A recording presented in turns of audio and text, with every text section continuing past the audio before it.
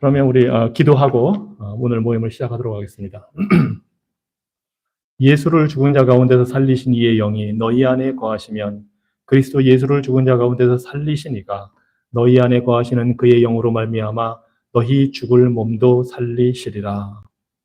은혜로우신 하나님 아버지, 우리를 위해서 길을 열어주신 예수 그리스도를 보내어 주시니 감사합니다. 우리의 구속자 되시고 우리에게 생명을 주시는 분을 보내주신 그 놀라운 은혜와 사랑을 인하여 감사드립니다. 하나님 아버지께서 죽은 자를 일으키시고 잃어버렸던 죽은 영혼들에게 생명을 불어넣으시는 것처럼 예수 그리스도께서도 주님을 믿고 회개하며 돌이키는 모든 이들에게 생명을 주시니 감사합니다. 이 헤아릴 수 없는 은혜와 자비로 인하여 우리가 새 생명을 얻어 살게 하시니 감사합니다. 예수님 덕분에 우리가 죄로부터 자유로워지게 되었습니다. 그리스도 안에서 죄와 죽음의 법에서 해방할 수 있게 하셨고 이제 우리 안에 거하시는 생명의 성령으로 인해서 참된 자유를 누리며 살게 하여 주시니 감사합니다. 이 자유의 소중함을 우리가 기억하게 하여 주시고 우리 인간의 노력으로는 얻을 수 없는 것이지만 오직 아버지의 사랑과 그리스도의 희생으로 주어진 놀라운 선물임을 우리가 날마다 기억하게 하여 주시옵소서. 이 영적인 자유 때문에 우리가 이 세상에서 또한 자유를 누리며 살아갑니다. 하나님, 우리가 이 진리를 온전히 받아들이고 주님이 주신 그 새 생명에 날마다 기뻐하게 하여 주시옵소서.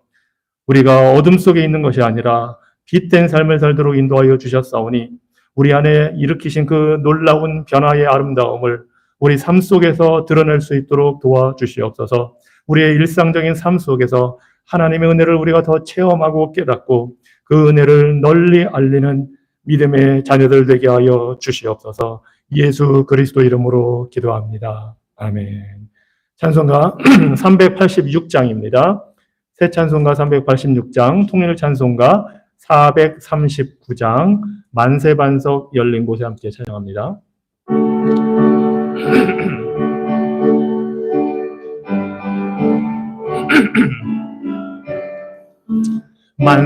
만세반석 열린 곳에 내가 숨어 있으니 원수 마귀 손 못 대고 환난 풍파 없도다. 만세반석 열린 곳에 내가 편히 쉬리니 나의 반석 구주 예수 나를 숨겨주소서. 죄에 매여 죽을 인생 편히 쉬기 바라니 주의 가슴 넓은 품에 내가 찾아 안기네. 만세반석 열린 곳에 내가 편히 쉬리니 나의 반석 구주 예수 나를 숨겨주소서. 이 땅 위에 평안 없고 기쁜 일을 몰라도 주 예수의 참사랑을 내가 이제 알았네. 만세반석 열린 곳에 내가 편히 쉬리니 나의 반석 구주 예수 나를 숨겨주소서. 험한 풍파 지나도록 순풍으로 도우사 평화로운 피난처에 길이 살게 하소서. 만세반석 열린 곳에 내가 편히 쉬리니 나의 반석 구주 예수 나를 숨겨주소서.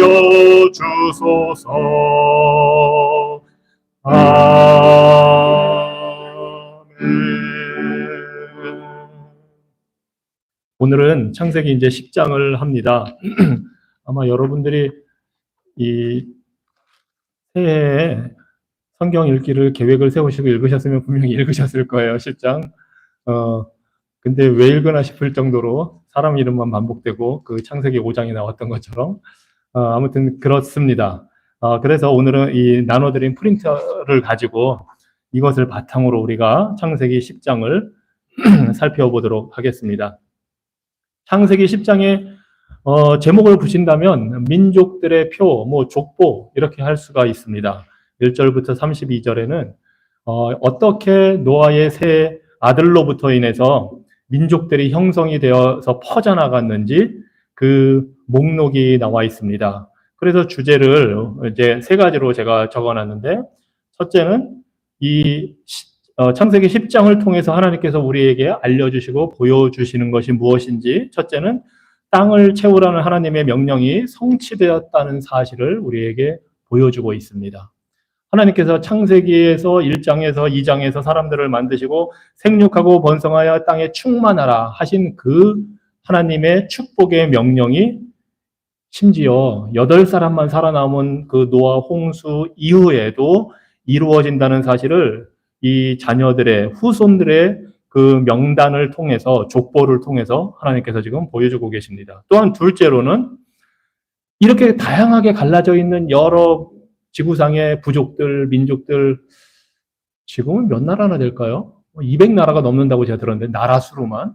그리고 부족으로 따지자면 훨씬 더 많겠죠. 그 나라마다 또 이 소수민족들도 굉장히 많고, 그러니까 수천 부족이 될 수도 있고, 언어도 수천 개가 된다고 하니까, 그렇게 골고루 다 퍼져 살아가고 있지만 모두가 공통된 기원을 가지고 있다는 사실을 이 10장이 보여주고 있습니다. 왜냐하면 노아의 세 아들로부터 퍼져나갔으니까.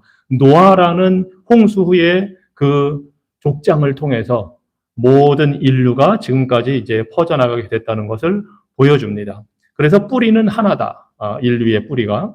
그 다음에 세 번째로는 이제 이 창세기를 모세가 기록을 했거든요. 지금으로부터 약 3,500년 전에 출애굽을 하고 나서 이스라엘 백성들한테 이 모세 오경, 말하자면 그것을 기록해 주는데, 그 모세 오경 창세기를 이스라엘 백성들에게 이 내용을 들려줬을 때에 그걸 받아들이고 이걸 읽은 이스라엘 백성들이 무엇을 알게 되었느냐? 바로 9장에서 나왔던 노아의 축복과 저주의 예언이 어떻게 자신들에게 이루어졌는지, 또 그들이 살고 있는 그 시대의 주변 국가들에 어떻게 이루어졌는지를 보여주고 있다는 사실입니다.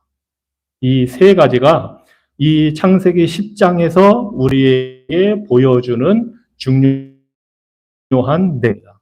그래서 이 세 가지를 기억하고 계신다면 큰 주제는 이제 파악을 하신 겁니다. 자, 그리고 이제 이 10장이 어떻게 구성되어 있는지를 그 개요란을 통해서 우리가 한번 보겠습니다.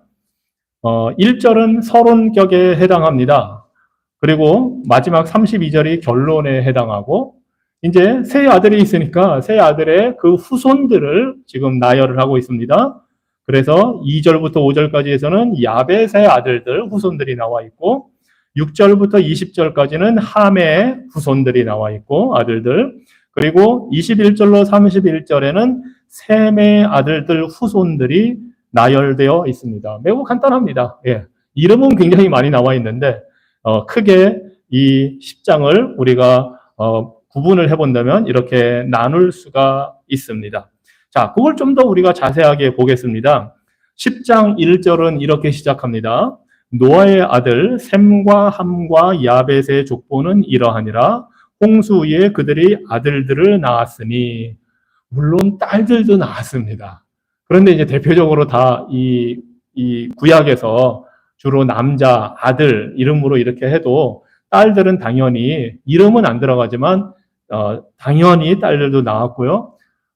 사실 한국도 예전 족보에는 원래는 이제 남성 위주로 다 돼 있잖아요. 모든 사회가, 이 인류 역사의 모든 사회가 그렇게 구성이 되어 있었기 때문에 이 구약도 그 관습을 따라서 남성의 이름들만 다 나와 있습니다. 자, 그렇게 서론이 시작되고 2절부터는 야벳의 아들들이 나오는데, 흥미롭게 야벳의 아들들, 함의 아들들, 셈의 아들들을 소개하는 그 패턴이 거의 같습니다. 그래서 2절은 이렇게 시작합니다. 야벳의 아들은 하고 이제 뭐 아들들 이름이 나오고 3절로 4절에서는 그게 이제 확장돼서 누가 누구를 낳고 누가 누구를 낳고 뭐 말하자면 이런 식으로 누구의 아들은 누구이고, 그리고 5절은 이 야벳의 아들들 후손들이 어떻게 이제 퍼져나갔는지를 요약해서 보여줍니다. 그래서 이들로부터 여러 나라 백성으로 나뉘어서 각기 언어와 종족과 나라대로 바닷가의 땅에 머물렀더라 해서 2절부터 5절에 야벳의 아들들을 이렇게 소개하고 있습니다.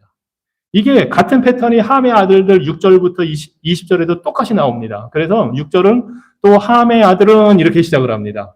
그리고 7절부터 19절까지는 그 아들들의 아들들이 누구를 낳고 막 이게 또 계속됩니다.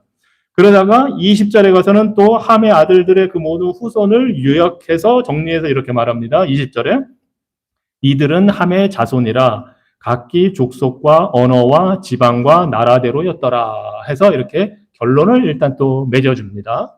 그리고 21절부터 31절에서는 셈의 아들들을 소개하면서 또 똑같은 패턴으로 나옵니다. 21절은 셈은 이렇게 시작하지만 그 바로 아래 22절에서는 셈의 아들은 해서 똑같은 패턴으로 소개를 한 다음에 23절부터 30절은 그 아들들이 또 어떤 자손을 낳았는지 쭉 설명을 나열을 하고 31절에서는 이들은 셈의 자손이니 그 족속과 언어와 지방과 나라대로였더라 하고 같은 패턴으로 마무리를 지어준 다음에 마지막 결론으로 32절에서 이들은 즉 그 모든 세 아들들의 후손들은 그 백성들의 족보에 따르면 노아 자손의 족속들이 홍수 후에 이들에게서 그 땅의 백성들이 나뉘었더라 하고 결론을 맺어줍니다. 이게 10장의 내용입니다.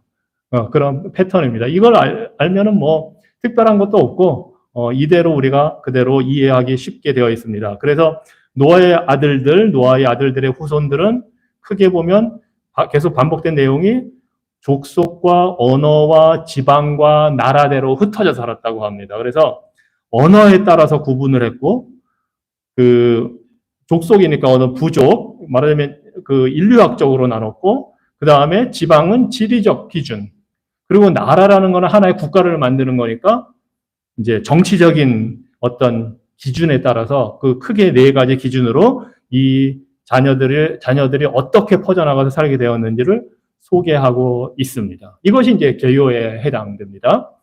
자, 그런데 이제 몇 가지 이 특징이 있습니다. 제가 이제 그 특징에서 지금 창세기 10장에 이런 개요를 가진 내용들의 특징이 무엇인지를 적어놨는데요. 첫 번째는 삼분법적 배열, 제가 이렇게 했습니다. 뭐 특별한 건 아닙니다. 뭐 아들이 셋이 있었으니까 셋을 기준으로 나누는 겁니다. 그런데 이게 창세기에서는 사실 계속 반복되는 특징 중에 하나입니다. 왜냐하면 가인의 족보 4장에 나오는, 그리고 또 노아의 족보 5장에 나오고, 이제 11장에 또 데라의 족보가 나오거든요. 이 족보들도 다 이 패턴이 다 있어요. 그래서 어떤 패턴이 공통적으로 있느냐? 가인의 족보는 쭉 이제 가인으로부터 원래는 아담으로 해서 가인으로 해서 쭉 내려가서 라멕, 그 굉장히 이제 중혼을 하고 폭력적인 라멕으로 이렇게 마무리 짓는데, 그 라멕에 세 아들이 있다고 소개를 했습니다. 야발, 유발, 두발, 가인, 세 아들을 낳은 것으로 소개를 했습니다. 그리고 끝났고 5장에서도 보면은 아담에서 노아까지의 10명의 족보의 이름이 다 나오는데, 마지막 인물인 노아는 세 아들 셈, 함, 야벳을 낳았다고 결론을 내리고 있습니다. 그리고 이제 11장에서도 우리가 보겠지만 11장에서는 노아부터 데라까지 10명의 이름이 쭉 나와 있고, 이 데라가 세 아들을 낳았다고 또 결론을 맺고 있습니다. 그 세 아들이 아브람, 나홀, 하란입니다. 그래서 이런 흥미롭게 셋으로 끝내주는, 아마 아들들이 더 있었을 수도 있어요, 사실은. 왜냐하면 이거는 패턴을 맞추느라고 지금 이렇게 한 거거든요. 뭐 딸은 당연히 더 있었고 아들들이 더 있었을 수도 있고, 그거는 정확하게는 모르겠어요. 아니면 정말 세 아들씩만 낳았을 수도 있고, 노아는 당연히 세 아들만 낳았고요. 그렇게 패턴을 맞춰줬다는 게 이 창세기의 특징입니다. 그러면 사실은 이해하기도 쉽고 외우기도 쉽거든요. 옛날에는 이게 글로 배우는 우리처럼 성경책이 없잖아요. 그럼 모세가 그 기록은 하지만 그걸 다 읽어줘야 되는 거예요. 그러면 구전 말하자면 구전으로 듣고 사람들이 외우는 거라 특히 히브리어로는 셋, 일곱, 열, 열둘 이런 숫자를 활용해서 사람들이 기억하기 좋게 또 하는 그런 게 있습니다. 문학적으로도. 그래서 뭐 무슨 이유인지는 모르지만 아무튼 아름다운 셋으로 끝나는 그런 그 특징이 하나 있습니다. 자, 두 번째는 이 10장에는 총 70명의 후손 이름이 나옵니다. 70명. 뭐 물론 이제 세는 거에 따라서 뭐 71가 되기도 하는데 그거는 이제 뭐 공통적으로는 70으로 딱 떨어지는 숫자를 소개를 하고 있습니다. 왜 하필 70명인가? 그래서 사실은 이제 뭐 더 많은 아들들도 있을 수도 있었다고 생각을 하지만 아무튼 여기에 소개된 거는 70명입니다. 우선 야벳의 후손으로 나온 총 이름 수가 14명입니다. 야벳이 아들을 낳고 그 아들들 중에 2명이 또 뭐 7명씩 낳고 해서 총 만들어진 수가 14명이고 함의 후손으로는 30명이 소개되고 셈의 후손은 26명이 나와서 총 70명으로 딱 숫자를 맞춰줍니다. 그런데 놀랍게도 이 70이라는 이 민족, 그 나라의 숫자가 이스라엘 가문의 숫자와 일치합니다.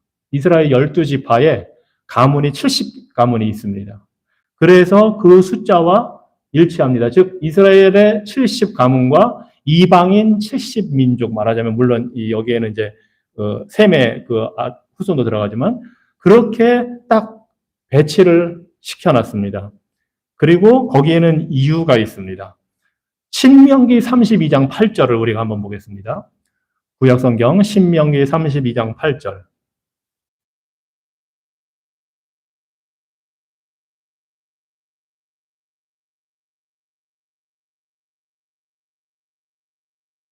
신명기 32장 8절.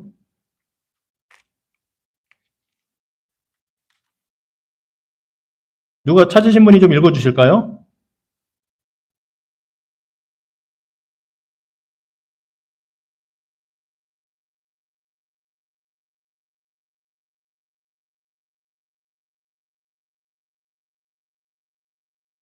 예.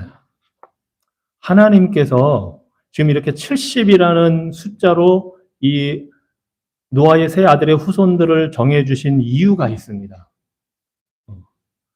왜냐하면 하나님께서 여기 신명기 32장 8절에 보면 이스라엘 자손의 그 가문의 수효대로 백성들을 다 나누셨다는 겁니다. 그 당시 그 고대 근동사회에서 사는 민족들의 수를 70개로 나누어 주셨다는 겁니다. 그래서 한 지파, 한 가문마다 하나씩 1대1로 말하자면 대응이 될 수 있도록 이것이 하나님의 뜻입니다. 하나님께서 그렇게 해주셨다는 겁니다. 인종을 나눌 때 하나님께서 그렇게 경계를 다 정해 주셨다는 겁니다.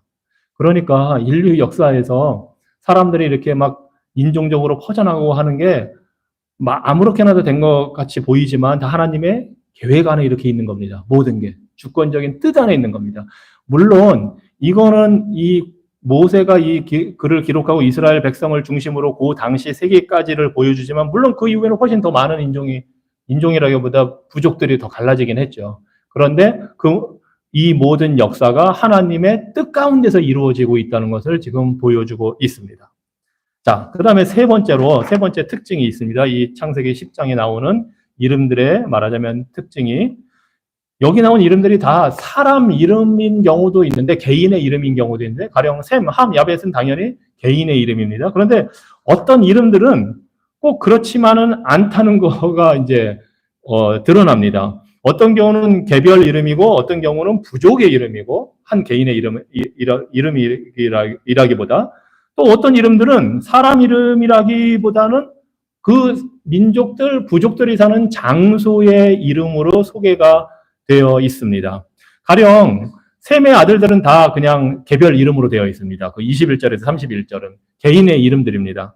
그런데 8절 야벳이나 함의 후손들 중에는 가령 8절에 나오는 니므롯 이런 사람은 개인으로 특정돼서 나오니까 개인의 이름이고 25절에 보면 벨렉이라는 사람 그 벨렉의 시대에 뭐 갈라졌다 하니까 이 이름들은 다 개인의 이름인데 가령 그 4절, 6절 뭐 이런 중간중간에 나오는 많은 이름들 중에 기띔, 뭐 4절에 볼게요. 뭐 기띔, 도다님 뭐 이런 이름도 나오고 6절에는 미스라임 나오고 13절에 보면은 루딤, 아나밈, 르하빔, 낙두힘 14절에는 바두루심, 갈루힘, 갑도림 뭐 이런 이름들이 나옵니다. 근데 이거는 사람 개인의 이름이 아니라 부족의 이름, 부족 이름이에요. 이 지금 제가 읽어드린 이 이름들의 특징, 공통된 특징을 혹시 찾아내실 수 있겠어요? 기띔, 도다님, 미스라임, 루딤, 아나밈, 임 이렇게 끝나요. 히브리어에서 임 끝나면 복수예요. 둘 이상, 셋 이상, 둘 이상 복수. 그래서 이게 개인의 이름이 아니고 한 부족의 명칭. 자, 그리고 그렇게 임으로 끝나진 않지만 우리가 잘 아는 가나안 족속들, 하나님이 이제 가나안 땅에 들어가서 멸망시키라고 하는 족속들 이름, 여부스 족속, 뭐 아모리 족속, 기르가스 족속, 히위 족속, 이거 다 부족 이름이에요. 개인의 이름이 아니고. 자, 그 다음에 또 장소 이름이 나와요. 가령 뭐 15절에 보면 시돈, 그건 지금도 이 지명은 있거든요. 레바논에, 오늘날 레바논에 시돈이 있거든요. 사이돈. 그리고 아수르, 이거는 그 아수르 나라 이름인데 지역 이름이기도 해요. 니느웨도 그렇고, 뭐 시바의 여왕, 그 솔로몬을 만나러 온 시바의 여왕이 이 스바. 예. 그래서 지역 장소에 자리 잡은 국가나 민족이나 부족의 명칭인데 여기에 이제 이름으로 이렇게 들어와 있기도 합니다. 그리고 사실 어떤 이름들은 그 기원이 뭔지 정말 개인의 이름인지 또 분명하지 않은 것도 있어요. 그리고 막 읽어보시면 알겠지만 셈의 후손이면서 함의 후손이면서 동명이인도 있고요. 그래가지고 굉장히 헷갈려요. 굉장히. 그런데 아무튼 성경에 우리는 소개되어 있는 그대로 우리가 이제 받아들이고 갑니다. 아무튼 이 모든 이름들이 보여주는 것은 세 아들로부터 노아로부터 정말 다양하게 사람들이 퍼져 살았다는 걸 말합니다. 지리적으로 또 그 언어적으로 물론 이제 왜 이렇게 나눠지게 되었는지는 11장에 보면 나오죠. 네. 아직까지는 그냥 전체적인 걸 소개하는 겁니다. 또 정치적으로도 갈라지고 뭐 이렇게 다 갈라져 나오게 된 그것을 이 족보가 지금 보여주고 있습니다. 그 다음에 이제 또 한 가지 특징, 족보의 순서입니다. 그러니까 말하자면 나열되는 순서인데 1절에 보면 이 10장 1절에서는 이렇게 소개하고 있거든요. 노아의 아들 셈과 함과 야벳의 족보다 해놓고 근데 각각의 아들들의 후손을 시작할 때는 야벳부터 시작을 해요. 그리고 함으로 가고 함의 후손들을 소개하고 셈의 후손들을 소개해요. 그런데 원래 노아의 아들 중에 장자는 셈이에요. 그리고 함이 막내거든요. 그러니까 셈, 야벳, 함 순서인데 셈과 함을 꼭 하나님께서 묶어서 여기서 표현을 해요. 왜냐하면 이스라엘 민족이 셈의 후손이고 가나안 민족이 함의 후손이거든요. 이게 항상 라이벌 관계거든요. 그래서 셈과 함도 항상 묶어서 갑니다. 태어난 순서대로 가는 게 아니고. 그리고 야벳은 좀 떨어져 있어요. 거기서. 그래서 소개할 때는 처음에 1절에는 셈, 함, 야벳으로 했는데 그 다음에 소개할 때는 야벳의 아들들부터 제일 이제 관계가 별로 없는 그 다음에 함의 후손들을 소개하고 그 다음에 셈의 후손들을 소개하면서 앞으로 11장에서 그 셈의 후손들 중에 아브라함이 나오기 때문에 그렇게 연결을 시키고 있습니다. 그리고 이제 11장의 앞부분에서는 왜 이 10장에 나온 이런 다양한 민족으로 나눠졌는지 바벨탑 사건이 나오고 그래서 이게 배치도 그냥 아무렇게나 한 게 아닙니다. 이걸 기록한 게 모세가 정말 천재적으로 한 거예요. 다 이 9장, 10장, 11장이 연결될 수 있도록 심지어 순서, 숫자 다 고려해서 이렇게 배치를 한 겁니다. 참 이 히브리 문학이 정말 그런 면에서는 타의 추종을 불허하기에 뛰어난 면들이 있어요. 그리고 이제 우리가 알겠지만 마태복음, 누가복음에 보면 예수님의 족보가 나오죠. 여기에 나오는 이 셈의 후손들의 족보가 다 거기에 연결돼서 나옵니다. 그래서 사실은 이미 창세기 10장, 9장, 10장, 11장에 나오는 이 족보들을 통해서 셈의 후손을 통해서 아브라함으로 연결되면서 장차 오실 메시아를 다 지금 화살표처럼 가리키고 있는 겁니다. 이 족보들이. 자, 이제 뭐 전체적인 윤곽을 다 봤습니다. 그래서 오늘은 여기서 끝내도 되지만 그동안 열심히 보이지도 않는데 열심히 오셨는데 지금 끝내서 가면 너무 제가 아쉬워서 막 여기서 끝내도 된다는 눈치였는데 그거를 내가 못 알아챈 척하고 얘기를 합니다. 왜냐하면 몇 가지 좀 우리가 여기서 다뤄야 할 정보들이 좀 있거든요. 자, 그러면 이제 그냥 쭉 훑으면서 내려가겠습니다. 여기 있는 이름들이 뭐 우리에게 뭐 특별히 뭐 그런 의미가 있는 게 아니고, 물론 이 전체적인 주제를 우리가 파악하는 게 중요하기 때문에 그렇게 하고요. 자, 그럼 야벳의 후손들이 도대체 누구냐? 현실적으로 그게 좀 이제 궁금할 겁니다. 그런데 이걸 바라보는 나누는 기준은 현재 우리가 아닙니다. 모세가 기록했을 3,500년 전 이스라엘 백성들이 그 당시를 기준으로 야벳 사람 후손들이 어디에 살았나 이런 거를 따지는 겁니다. 그러니까 오늘 우리의 기준으로 그걸 파악하려고 하면 파악이 안 돼요. 왜냐하면 이게 거리가 시간적으로 너무 떨어져서 지금까지 남아있는 민족도 있지만 어디로 이동했는지 모르는 민족도 있고, 이름이 남아있긴 하는데 원래 살던 데가 어딘지 모르는 경우도 많아서 우리 기준으로 이걸 파악하면 안 되고 3,500년 전으로 우리가 돌아가야 됩니다. 그때 모세를 통해서 이 말씀을 듣고 이 족보를 듣는 이스라엘 백성들의 기준으로 동서남북도 결정이 되고, 바다가 어딘지도, 여기서 바다라고 나오는데 그 사람들이 생각하는 바다는 태평양 대서양이 아니에요. 지중해예요. 지금 이스라엘 땅을 기준으로 생각을 하셔야 돼요. 그래서 서쪽에 뭐 그럼 북쪽은 터키예요. 지금 오늘날로 하면. 서쪽은 지중해, 동쪽은 이라크예요. 남쪽은 아라비아, 지금 사우디아라비아, 예멘, 오만 있는 딱 그게 그 당시에 세계예요. 이 사람들이 중심이 된 세계. 그래서 그걸 기준으로 여기는 걸 이해를 하셔야지, 우리 기준으로 흑인은 어디에서 나왔고 막 이렇게 하면 복잡해져요. 그 근거도 없는 게 많거든요. 그래서 그런 건 우리가 좀 조심해야 돼. 이거 갖다가 막 그런 시도를 제가 좀 봤거든요. 한국인은 뿌리가 어딘가 해서 셈의 후손이라고 주장하는 사람도 있고. 그런데 무슨 근거인지는 몰라요. 성경에서는 그 힌트를 안 주거든요. 네. 오히려 함의 후손일 수도 있어요. 따지다 보면. 그런데 이게 우리가 앞으로 다뤄볼 문제인데, 함의 후손 가나안이 그 저주를 받았는데 가나안의 후손들 중에 미스라임이라고 있거든요. 미스라임이 이집트예요. 그러니까 북아프리카에 사니까 그게 흑인이 저주를 받았다고 사람들이 생각을 하거든요. 그래서 이걸 현대 노예제도나 흑인과의 막 연결을 시키고 막 하는데, 여기 나온 게 직접 그렇게 연결이 될 수도 있고 안 될 수도 있고 우리는 모릅니다. 왜냐하면 이 기준은 3,500년 전 이스라엘 백성들을 기준으로 하고 있기 때문에 우리가 그런 식으로 억지로 연결해서 셈의 후손은 복 받았으니까 우리 한국 사람들도 셈의 후손으로 연결시키려고 노력하고 막 이런 노력을 하시면 안 돼요. 그거는 희망사항일 뿐이에요. 그리고 우리가 왜 그렇게 해서도 안 되는지를 이제 우리가 볼 겁니다. 자, 아무튼 야벳의 후손들은 북쪽과 서쪽에 정착했습니다. 즉 터키 지역, 그리스 지역, 지중해 지역에 나가서 산 사람들입니다. 오늘날로 말하면 흑해 밑에가 터키거든요. 그리고 카스피해, 지금 막 이제 러시아하고 우크라이나 러시아 전쟁하는 그 바로 아래쪽에 뭐 아제르바이잔, 뭐 아르메니아 이런 데 지역입니다. 바로 그런 데에 스키타이 부족 뭐 이런 식으로 퍼져 산 사람들입니다.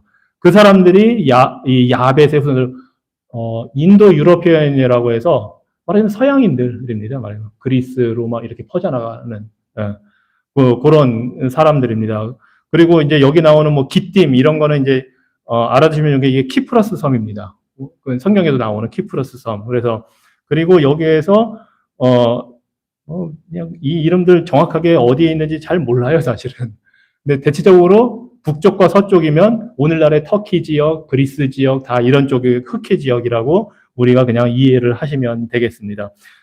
일일이 다 따지기에는 너무 좀 전문적인 것도 있고 그래서 그런 거는 다 말씀드리지는 않겠습니다. 아무튼 그리고 마데라고 나온 거는 메디아라고 당시 유명한 뭐 그리스 로마 그 역사에도 나오는 그 터키 지역에서 부유했던 나라 중에 하나이고 그래서 그거는 이제 뭐 물론 후대지만, 그리고 야완이라는 이 이름은 오늘날 터키의 서쪽 지중해 지역의 이오니아 지역의 그리스인들, 후에 보면 그리스 식민지가 되고 뭐 막 이런 그런 사람들 이름의 조상들입니다. 그래서 아무튼 이 사람들이 왜 서쪽, 북쪽 이렇게 해서 그냥 했냐면 이스라엘 백성들과 직접 연결돼서 뭐 부딪힌 적이 없어요. 그래서 이 사람들은 멀리 사는 민족입니다.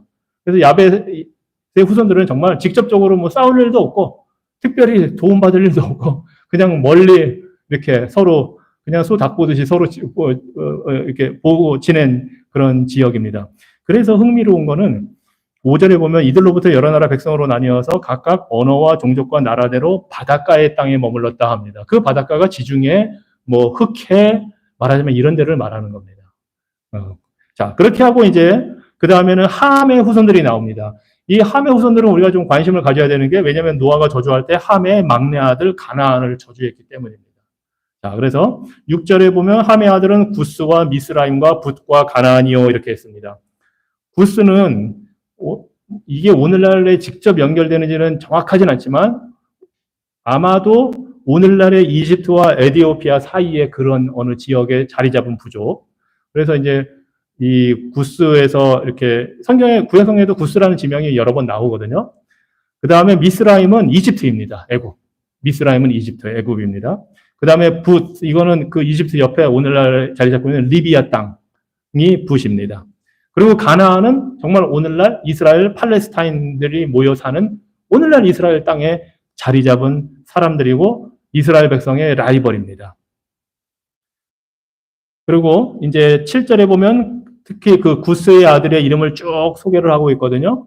근데 이 후손들은 오늘날 아라비아 반도, 사우디아라비아, 뭐 예멘, 오만 이런 데 다 이제 퍼져 산 그런 민족들입니다. 흥미로운 건 이제 8절에 니무롯이라는 한 인물이 등장을 합니다. 아니, 이 족보에 그냥 사람 이름은 쭉쭉 나가는데 희한하게 이 니무롯에 대해서만 8절부터 좀 설명을 하고 있어요. 어떤 인물인지. 그래서 보니까 8절에 구스가 또 니무롯을 낳았으니 그는 세상의 첫 용사라. 아, 이 사람은 용사라고 인정을 받은 사람입니다. 그는 여호와 앞에서 용감한 사냥꾼이 되었으므로 사냥꾼이고 속담에 이르기를, 이 속담은 누구의 속담이겠습니까? 이스라엘 백성들의 속담입니다. 그 당시 모세가 써서 알려줘서 누구나 다 아는 속담으로 남을 정도로 아주 유명한 사람인데, 속담에 이르기를 아무는 여호와 앞에 니무롯같이 용감한 사냥꾼이로다 하더라.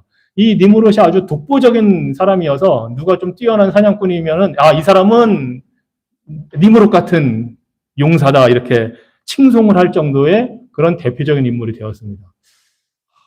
누가 있을까요? 이런 좀 뭔가 용사이고 뭐 그리스 로마 신화로 하자면 헤라클레스 같은 그런 이제 인물인 거죠. 그 유명한 사람. 그런데 단순히 이 사람이 용사고 사냥꾼일 뿐만 아니라 10절에 보니까 그의 나라는 합니다. 이 사람은 나라를 세운 사람입니다. 정말 대단한 사람이죠. 신할 땅, 이게 이제 오늘날 이라크 지역, 메소포타미아 유프라테스하고 티그리스 강 그 사이에 있는 신할 땅의 바벨론, 에렉, 우르기라고 이제 있습니다. 아갓, 갈레에서 시작되었으며 이런 여러 지역의 나라를 크게 세웠으며 그뿐만 아니라 그 땅에서 아수르로 나아가 니느웨, 루오보딜, 갈라 및 니느웨와 갈라 사이에 레센을 건설하였으니 이는 큰 성읍이라. 엄청난 나라를 건설한 거예요. 그 당시로는 제국을 건설한 거죠. 여기 사실 나오는 이름들이 오늘날 그 이라크 지역의 고대 문명의 핵심적인 지역들입니다. 우리는 이제 그쪽을 잘 몰라서 그렇긴 한데 이 고대 근동에 대해서 배우면 이제 뭐 그 우르기라든지 뭐 유명한 나중에 아수르와 바벨론이 다 발달하는 그 터전이 되는 그 성읍들을 이 사람이 이제 만든 겁니다. 특히 시작했다라는 말이 나옵니다. 이 사람은 단순히 한 부족으로 살고 도시 국가 정도 산 게 아니고 그 모든 걸 아우르는 엄청 큰 나라를 만든 그런 시작을 한 사람입니다.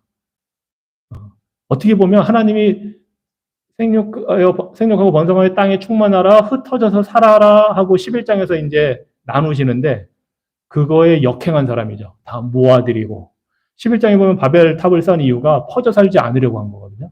그리고 자신들의 이름을 높이려고.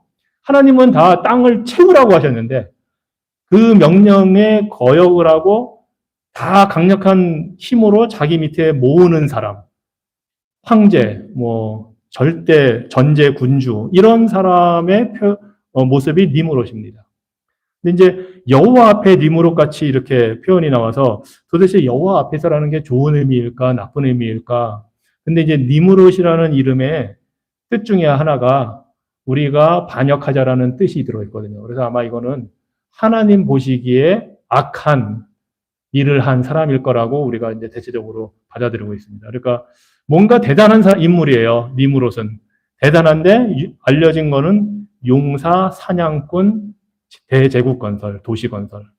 그리고 이게 꼭 긍정적인 게 아니고 부정적으로 작용했을 가능성이 큰 게 바벨탑 사건과 연결해 보면 이제 그렇게 알 수가 있습니다. 자, 그리고 여기 나오는 뭐 바벨론, 아시리아 이건 나중에 이스라엘 백성들을 항상 괴롭히는 하나님의 심판의 도구가 되죠. 이 나라.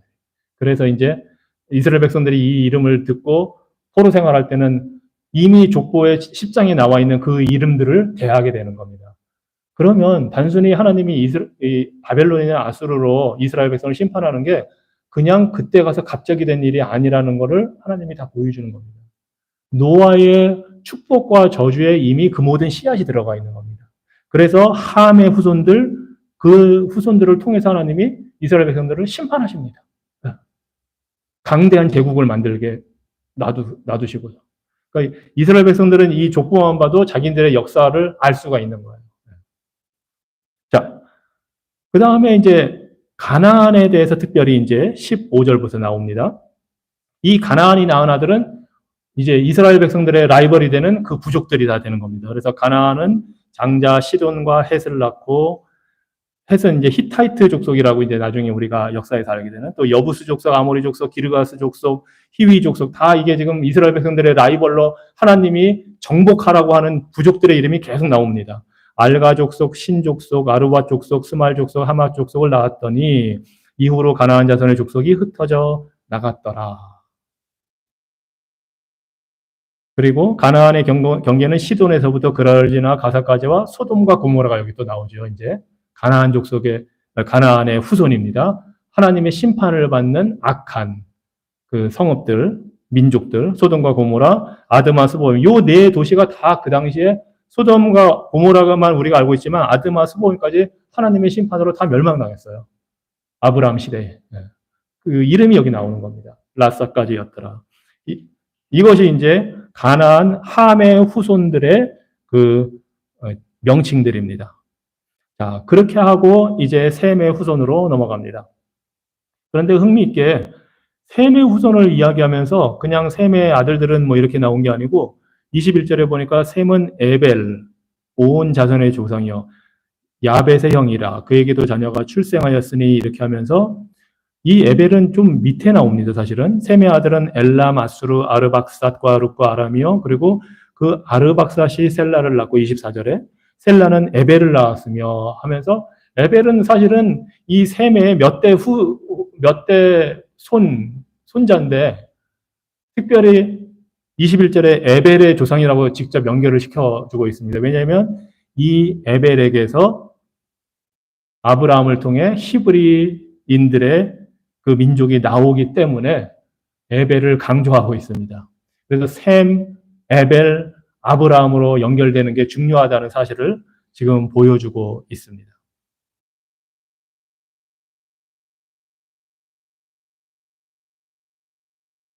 여기에 이 셈의 후손들 중에 또 아수르도 또 나와요. 그러니까 함의 후손들 중에 아수르도 있고 동명이인일 거예요 아마. 그리고 이 뭐 아르박삿, 룻, 뭐 아람 뭐 이런 이름이 나오는데 사실 아람은 계속 이스라엘 역사에서도 반복돼서 나오는 아람 민족, 아람이라는 민족이고 이게 오늘날의 시리아에 해당합니다.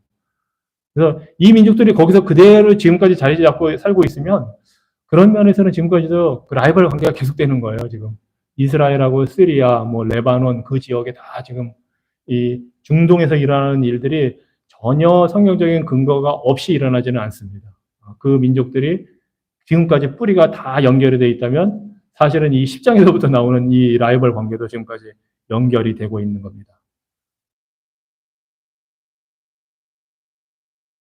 그리고 이제 특이한 사항이 25절에 보면 그러니까 지금 셈의 후손들이 사는 건 오늘날의 이스라엘 땅, 이라크 지역까지 뭐 아라비아 반도까지 골고루 지금 그쪽에서 살고 있는데 25절에 보니까 에벨은 두 아들을 낳고 하나 이름을 벨렉이라 했으니 그때의 세상이 나뉘었으며 벨렉의 아우의 이름은 욕단이며 하고서 26절부터 한 29절까지는 그냥 욕단의 아들 이름만 쭉 나옵니다. 벨렉에 대해서는 더 이상 나오지도 않고. 예. 왜 벨렉의 때에 세상이 나뉘었다고 했는지 이제 흥미로운 부분입니다.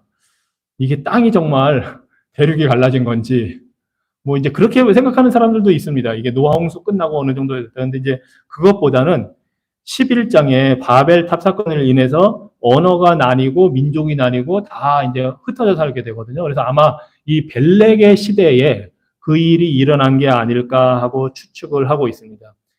이 민족의 대이동 그런 게 아마 이 벨렉의 시대에 일어난 게 아닌가. 그래서 특별히 벨렉의 때에 세상이 나뉘었다 이런 표현을 하고 있다고 생각을 하고 있습니다. 그러니까 이게 지금 10장은 사실은 11장에 바벨탑 사건이 일어남으로 인해서 다 퍼져 살게 된 그 족보를 보여주는 거예요.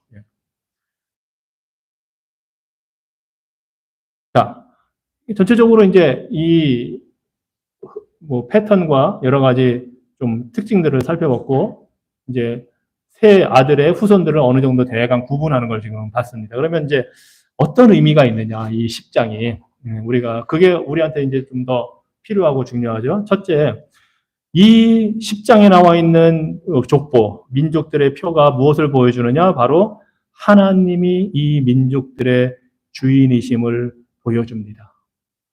왜냐하면 아까 우리가 읽었던 대로 신명기 32장 8절에서 하나님이 70명의 이 이름들을 주시고 이스라엘 지파 70지파와 1대1 대응을 시키면서 하신 말씀이 하나님, 지극히 높으신 자가 민족들에게 기업을 주실 때에, 인종을 나누실 때에라고 말했습니다. 이 민족들이 다 퍼져 살게 된 것은 하나님의 주권적인 섭리 가운데서 일어난 것을 보여주고 있습니다. 하나님이 기록하고 갖고 계신 족보입니다. 그래서 하나님이 이 민족들의 주인이십니다. 셈, 함, 야벳 이 모든 자녀들, 후손들의 주인이 하나님이십니다.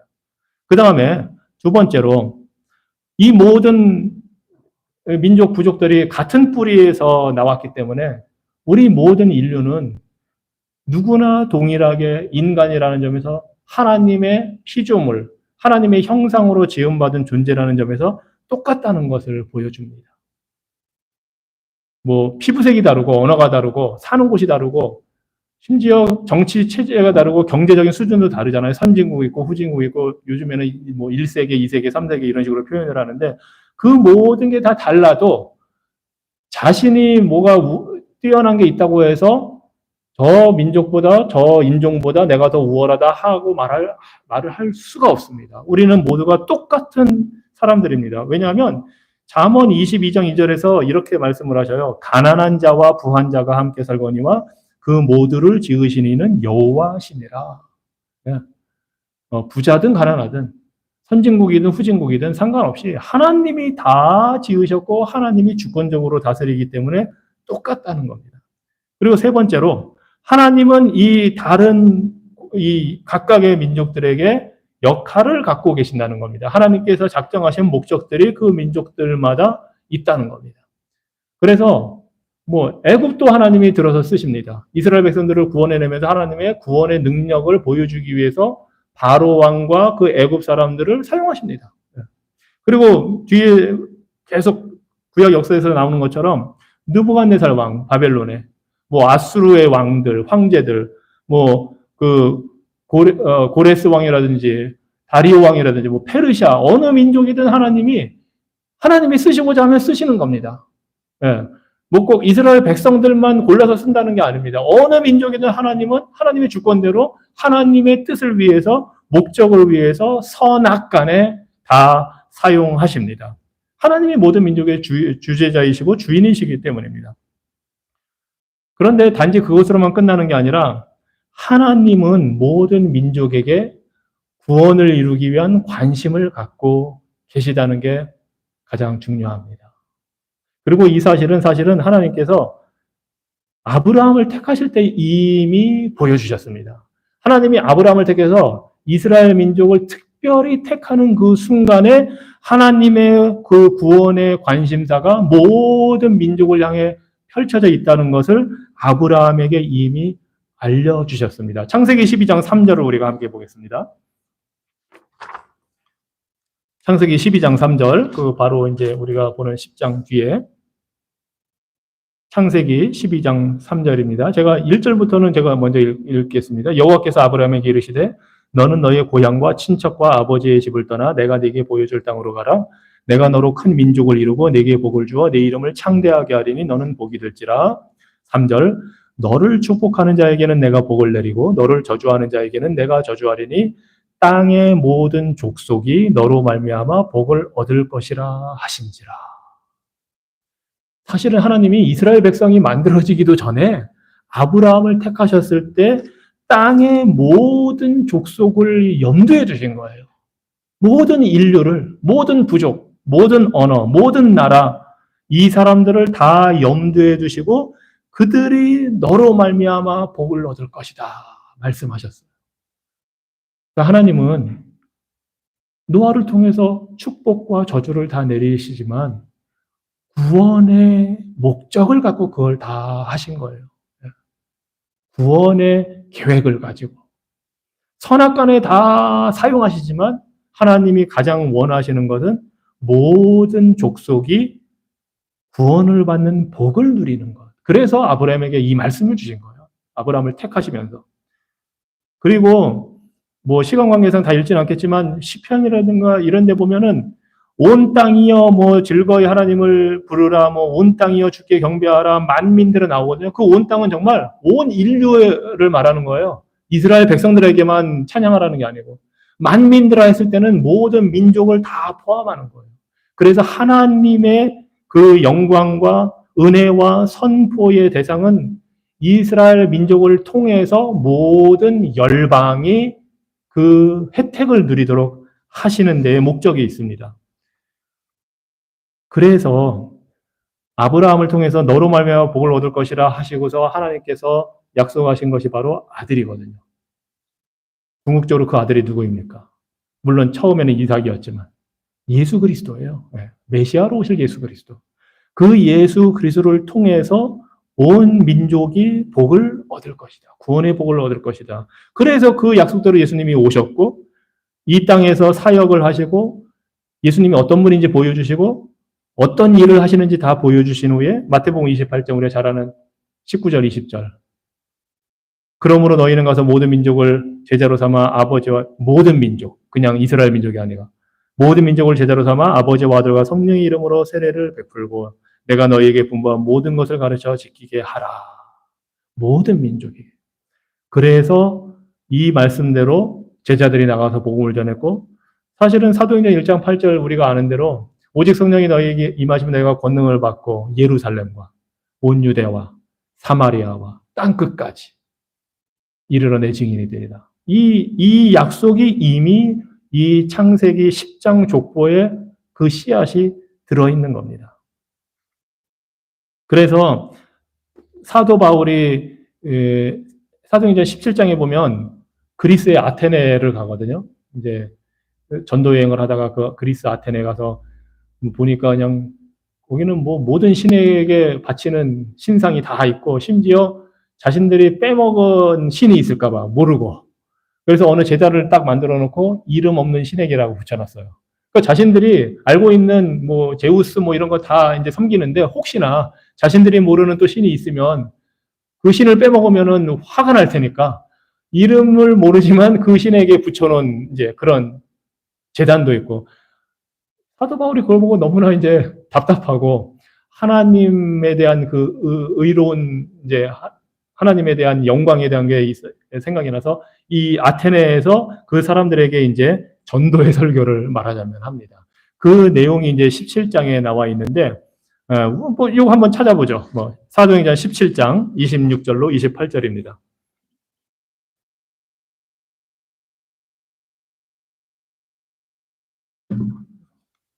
사도행전 17장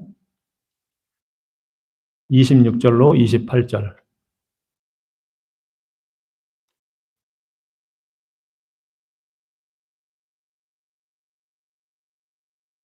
사도 바울이 그리스 사람들에게 이제 전도를 하고 선포하면서 접근하는 방법이 이 사람들은 이제 구약을 모르니까 그 그리스 아테네 사람들은 이제 뭐 철학을 좋아하고 막 토론하는 거 좋아하니까 그 사람들이 이제 알만한 이야기를 갖고 이제 풀어나가는데 이렇게 사도행전 17장 26절에서 이렇게 합니다. 한번 같이 읽어볼까요? 26절부터 28절까지 시작.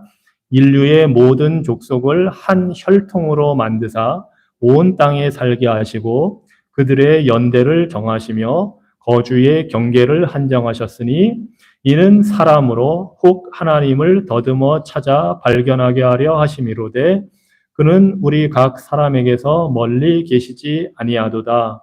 우리가 그를 힘입어 살며 기동하며 존재하느니라. 너희 시인 중 어떤 사람들의 말과 같이 우리가 그의 소생이라 하니. 사도 바울이 쓰는 방법이 우리 모두는 한 혈통이다. 한 조상에게서 났다 하면서 26절에 인류의 모든 족속을 한 혈통으로 하나님이 만드셨다고 합니다. 그러면서 온 땅에 살게 하시고 심지어 연대를 정하셨다고 합니다. 즉 어느 왕조가 언제부터 시작해서 언제 끝나고 멸망할지 하나님이 연대를 다 정하셨다는 겁니다. 고려가 멸망한 건 하나님이 그렇게 연대를 정하신 거예요. 조선이 멸망하면 기분이 나쁠 수도 있으니까 시작해서 끝난 거죠. 전 세계에 인류 역사에 있는 모든 민족들, 나라들의 시작과 끝이 다 하나님이 이렇게 연대를 정하시고 어느 지역에 살지 거주의 경계도 다 한정하셨다고 합니다. 그게 다 하나님이 하신 일이에요. 그런데 이렇게 하신 이유가 하나님을 찾아 발견하게 하기 위해서 이 모두가 한 뿌리에서 나왔음을 알게 하시고 그래서 28절은 우리가 그를 하나님을 힘입어서 기동하며 우리가 활동하고 살아간다 하면서 이제 이 사람들은 구약 성경을 모르니까 이 사람들이 알고 있는 어떤 그 그리스의 어떤 철학자가 한 말을 인용을 하는 겁니까? 너희 시인 중 어떤 사람의 말과 같이 우리가 그의 수생이다. 그 시인이라고 하는 철학자는 모든 인류가 제우스의 후손이라고 그랬거든요. 그러니까 너희들은 제우스의 후손이라고 하고 있지만 우리는 하나님의 후손이다 하면서 지금 이제 전도를 하는 거예요. 말하면 사도 바울이. 자, 하나님이 이렇게 민족을 흩으시고 경계를 정하시고 다 하신 것은 이 모든 역사를 통해서 하나님이 주권적으로 이 나라들을 움직이시면서 예수 그리스도가 이 땅에 와서 구원의 역사를 이루도록 하나님이 그 모든 경계도 정하시고 한정하시고 다 하시는 겁니다.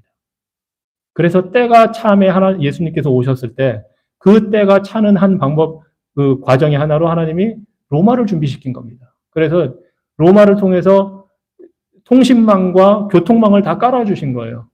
그렇게 했기 때문에 예수님이 오신 게 아니라 예수님이 오실 때가 되는 그 때가 하나님의 약속한 때가 차니까 하나님이 그걸 다 준비시킨 거예요. 그게 다 하나님이 하시는 일이고 그걸 통해서 우리에게 구원의 길을 열어주신 것입니다. 그리고 그 예수님을 믿으면 이제 더 이상 우리가 구분이 없어진다고 했어요. 예수 그리스도 안에서. 자유인과 노예의 구별도 없고 이스라엘과 이방인의 구별도 없고 헬라인과 그런 구별도 없고 그래서 우리 모두는 예수 그리스도 안에서 한 민족, 영적으로 아브라함의 후손이 되는 겁니다. 예수 그리스도를 통해서. 그래서 우리는 차별을 할 수가 없어요. 사람들을 차별할 수가 없어요. 민족적으로 감정이 안 좋은 민족이 서로 있잖아요. 한국과 일본, 한국과 중국. 그래서 우리는 쉽게 그들을 무시하고 차별하는 말을 할 수가 있는데 우리는 그리스도인들은 그런 용어를 쓰면 안 됩니다. 우리는. 예수님을 믿는 사람들이라면 그 모든 것부터 우리가 조심해야 돼요. 자, 그리고 이제 다섯 번째로 그러면 또 이 10장의 의미가 무엇이냐? 이스라엘의 가나안 정복이 노아 예언의 성취라는 것을 보여줍니다. 9장에서 노아가 예언을 했잖아요. 가나안은 저주를 받아서 종의 종이 될 것이다. 제가 말씀드린 대로 이 족보를 듣고 있는 이스라엘 백성들은 자기네들이 이제 가나안에 들어가서 이 부족들과 싸워야 된다는 걸 알고 있고 그 후에 사람들은 어떻게 전쟁에서 그들을 정복했는지를 보게 되고 그러면 노아를 통해서 하나님이 예언하신 대로 이루어졌구나 하는 것을 보게 해줍니다. 그리고 마지막으로 이 족보는 하나님의 구원 역사를 보여줍니다. 제가 좀 전에 아까 언급한 것처럼 하나님께서 모든 민족을 향해서 구원의 길을 열어주시는 그 방편의 하나가 족보를 통해서 다 나누시고 아브라함을 택해서 메시아를 보내주시는 그 방법을 통해서 하나님이 구원을 이루십니다. 이것이 이제 오늘 우리가 공부한 창세기 10장의 내용이고 의미입니다.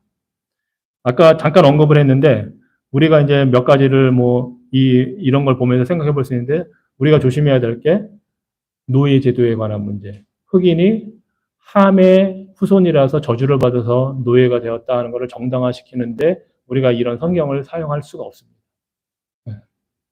그리고 그거는 하나님이 하시는 일이고 그 지금 아프리카에 있는 그 많은 흑인들이 사실 북아프리카에 있는 우리가 생각하는 흑인들하고 사하라 남쪽에 있는 흑인들하고 또 다르거든요. 이 북아프리카에 있는 흑인들은 지금 무슬림이 많은데 그 사람들은 자신들이 흑인이라고 생각하지 저는 솔직히 궁금해요. 이집트인들이 과연 자신을 흑인이라고 생각할까? 가나안의 후손은 맞는데. 그래서 우리가 이 흑인의 노예에 대한 거, 그런데 여러분이 아시다시피 미국에서는 남북전쟁도 하고 노예제를 가지고 다 예수님 믿는 사람들이 노예제를 반대하거나 옹호하는데 성경 구절을 다 사용했어요. 그래서 우리가 어떤 그런 현상들을 성경 구절로 합리화하려고 할 때 조심해야 됩니다. 그런데 그 사람들이 가짜 크리스찬이 아니에요, 사실은. 신실한 크리스찬들이었어요. 북부고 남부고.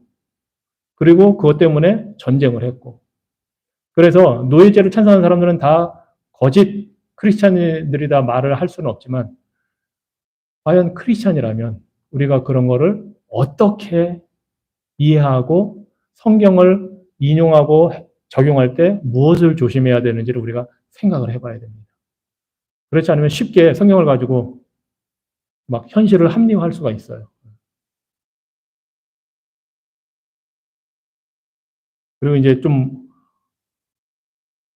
또 하나는 무거운 주제이지만 여러분들이 좀 생각을 해보셨으면 하는 게 지금 이스라엘하고 하마스, 히즈볼라 전쟁을 하잖아요. 말씀드린 대로 모든 나라와 민족의 주인은 하나님이세요. 하나님이 주권적으로 다스리는데 그런 전쟁이 일어나고 있어요. 그럴 때 이제 이걸 우리가 어떻게 이해를 해야 되느냐. 그것도 그냥, 이거는 이스라엘은 하나님이 택한 족속이고, 거기 다른 데는 무슬림이니까 하고 그냥 그게 그렇게만 받아들여야 되는 건지 우리가 생각을 좀 해봐야 됩니다. 특히 예수 그리스도를 통해서 그 모든 장벽과 경계와 그거를 허물어 주셨는데 종교가 이슬람이기 때문에 이스라엘이 이슬람을 박해해도 되는 건지 아니면 거꾸로 유대인들은 서양에서 2000년 역사 동안 박해받고 살았거든요. 예수님을 죽인 민족이라고. 그러면 그 유대인들을 박해하는 게 과연 성경적이었는지 어려운 주제들입니다, 사실은. 이런 것들을 우리가 생각해보고 우리가 그런 거창한 주제는 아니더라도 우리가 살아가면서 부딪히는 갈등이나 이런 거 있을 때 과연 나는 예수 믿는 사람으로서 어떻게 그걸 이해하고 성경을 어떻게 내가 적용을 나하게 해야 하는지를 생각을 한번 해보시기 바랍니다.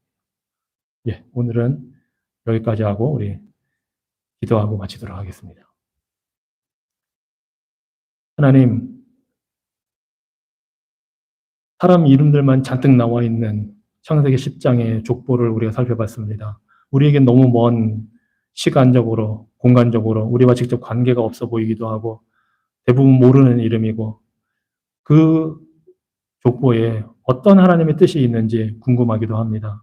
하지만 우리가 그 모든 것을 통해서 하나님이 인류의 주권자이시고 주인 되시고 모든 것을 나누기도 하시고 세우기도 하시고 망하기도 하시면서 하나님의 선하신 구원의 뜻을 이루어가기 위해 이 모든 족보를 우리에게 주시고 민족들을 나누신다는 사실을 우리가 봅니다.